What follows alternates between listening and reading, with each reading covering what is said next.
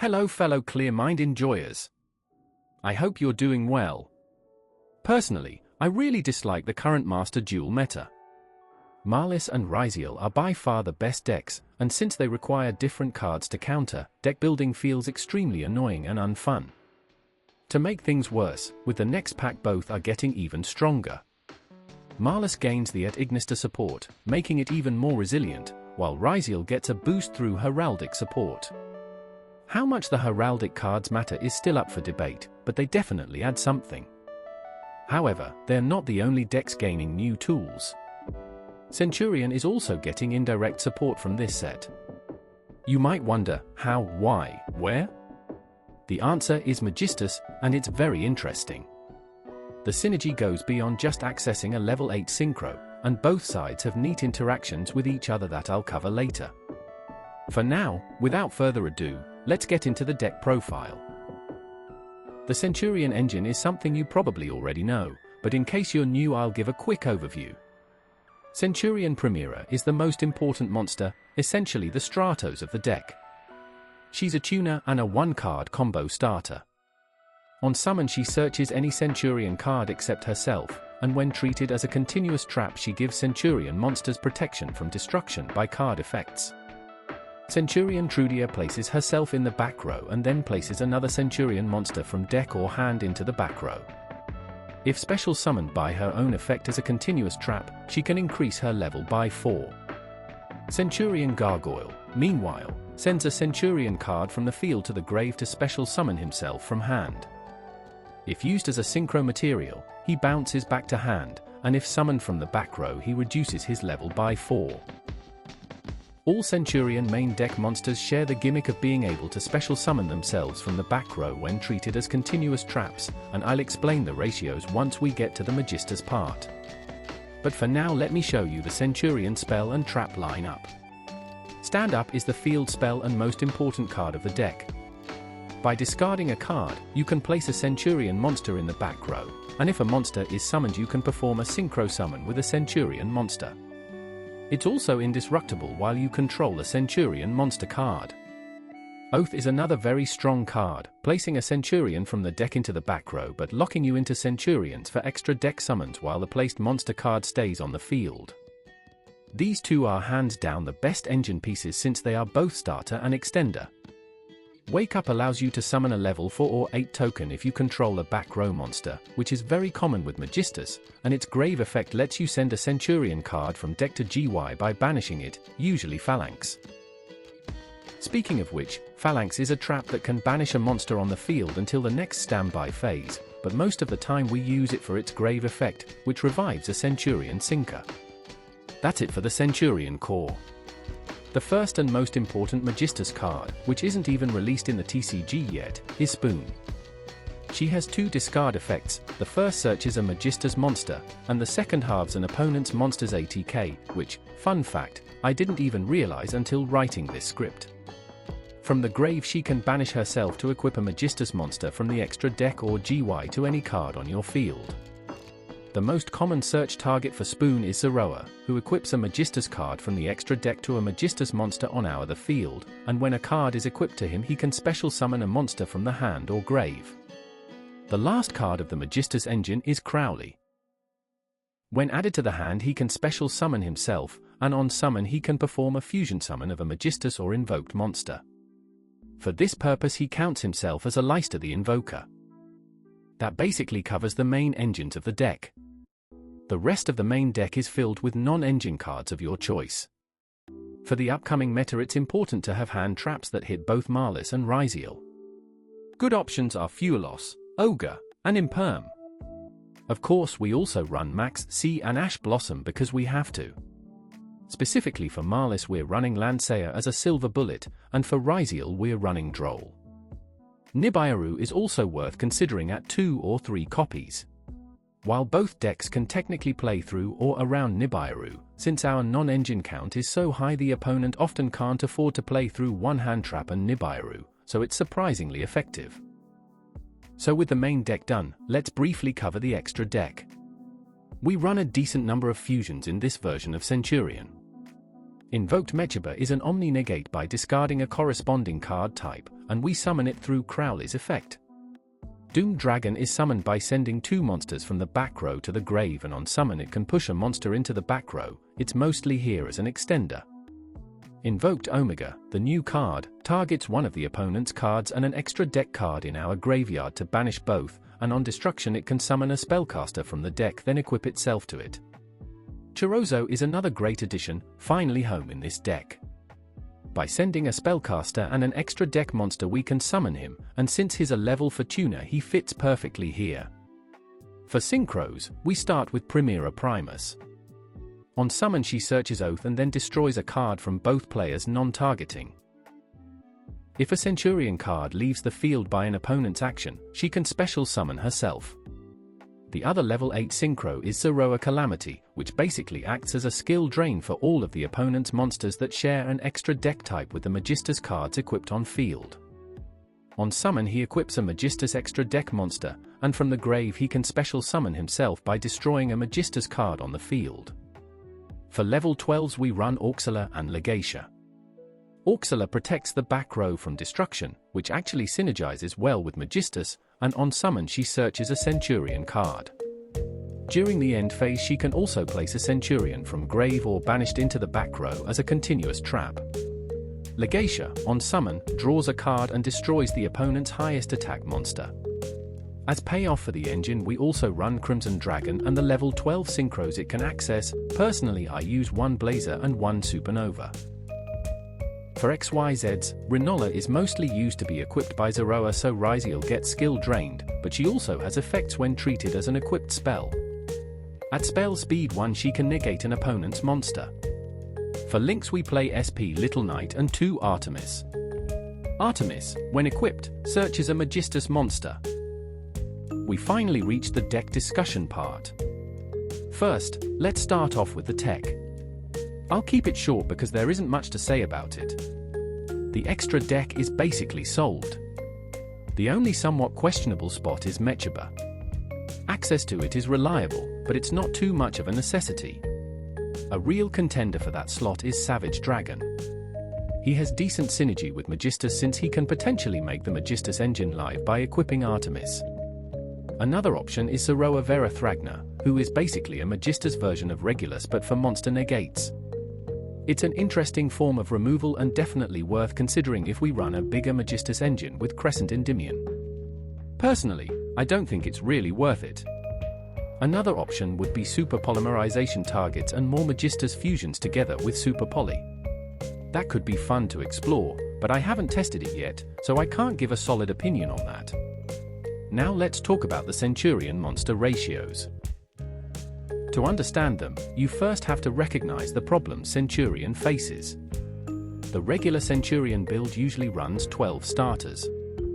That number is fine, but it sits on the lower end of what is considered consistent, roughly 85%. The bigger problem is that while Centurion has incredible spells like Oath and Stand Up, its monster quality is somewhat lacking.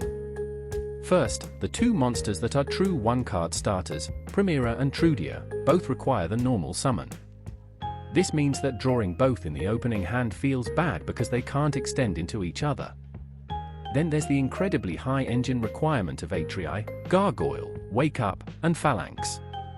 Atrii is usually needed for more resilience by giving extra tuner access and enabling a double Blazer setup, but drawing her feels terrible since she does nothing on her own. The same goes for Gargoyle. While the card is good once we're playing, drawing it is miserable. And anyone who has played Centurion knows how annoying this is. Wake Up suffers from a similar issue, but depending on the engine, it's often less bricky because its activation condition is less strict. Phalanx isn't really bad, since it's still disruption even when drawn and doesn't require much setup, so it's probably the least painful of the engine cards. So how do we fix this with Magistus? First, we drop Atrii, we simply don't need her. The Magistus engine is inherently accessible through Centurion, and this gives us reliable access to a double Blazer setup as well as more tuners through Chorozo and Zoroa. On top of that, since the Magistus playstyle heavily revolves around putting monsters into the back row, Wake Up becomes automatically better. Unfortunately, Gargoyle and Phalanx don't really improve, but honestly, I don't think that's possible. The bigger upside is that the Magistus engine allows us to reduce the number of Primaries and Trudias, which makes the conflicting normal summon issue less common. Not only that, but it increases the number of starters from 12 to 14, raising the probability of opening a starter to 90%. On top of that, the number of starters that also function as extenders increases from 6 to 9. Spoon, for example, can easily extend through a disrupted Primera. This version also fears Maxx C and fewer much less, because the Zoroa Calamity setup is extremely strong in the current meta. This means we can cut call by and cross out for more non-engine cards that actually do something on the opponent's turn. With this amount of non-engine, our chance of opening at least 2 hand traps is at 88%, which is incredibly high. Of course, there are downsides as well. We don't have room for the Bestial package anymore, which means we lose access to the Synchro 10 pool. If you ask me whether this is the best version of Centurion, I'd say no. In my opinion, Fiendsmith and even pure Centurion with Bestials might outperform this build. But it's still an incredibly fun version of the deck with a lot of potential, and I've really enjoyed testing it.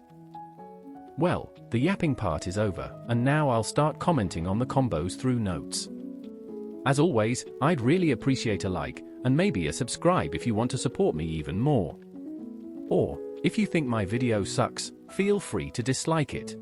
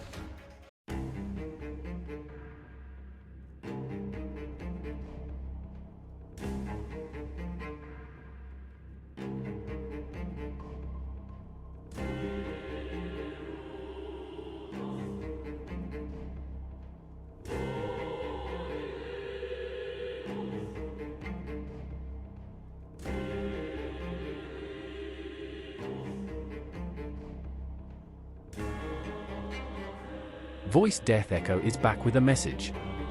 The last 2 duels are special matches against members of the Centurion community from Master Duel Meta. If you'd like to join in on something like that, hit me up there, and if our community grows big enough, we could even set up a Discord server.